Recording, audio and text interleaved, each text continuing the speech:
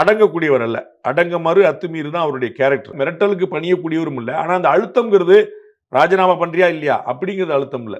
என்ன ஒரு அசெம்பிளி எலெக்ஷன்ல போட்டிடுறாரு, தேவையில்லாத விவாதங்கள்லாம் வழிகொள்ளுது. இந்த மாதிரி விவாதங்களுக்கெல்லாம் வாய்ப்பே தேவையில்லைல்ல அப்படின்னு நினைச்சாலே ஓகே, வருத்தத்தில் இருக்கிறாங்க. நீங்க அழுத்தம் என்பது கழுத்தை நெரிப்பதில்லை. அப்படி ஒரு வாய்ப்பு கொடுக்க முடியாது. அதற்கு பணிபவருமா இல்லை. அவங்களுக்கு வருத்தம் ஏற்பட்டிருக்கு அப்படின்னு தெரிஞ்சா சரி ரைட் அப்ப எதுக்கு அப்படின்னு சொல்லிட்டு விட்டுறாரு. ஆனா அவர் வந்து அடங்கக்கூடியவர் அல்ல.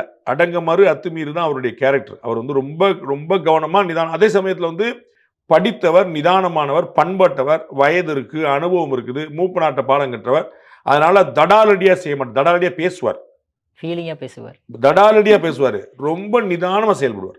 ரொம்ப நிதானம், ரொம்ப ஆழமா ஃபியூச்சரிஸ்டிக்கா செய்வார். அதனால தான் இன்னைக்கு அவர் கட்சிக்கு வந்து 4 எம்எல்ஏ 2 எம்பி. அவருடைய கட்சிக்கு தேர்தல் ஆணையத்தோட அங்கீகாரம். அவருக்கு முன்னாடி ஆரம்பித்த பல கட்சிகள் அங்கீகாரம் இல்லாமல் இருக்கிறாங்க. அவ்வளவு தூரம் வந்து ஒவ்வொரு ஸ்டெப்பையும் மெஷர் பண்ணி வைக்கக்கூடியவர்.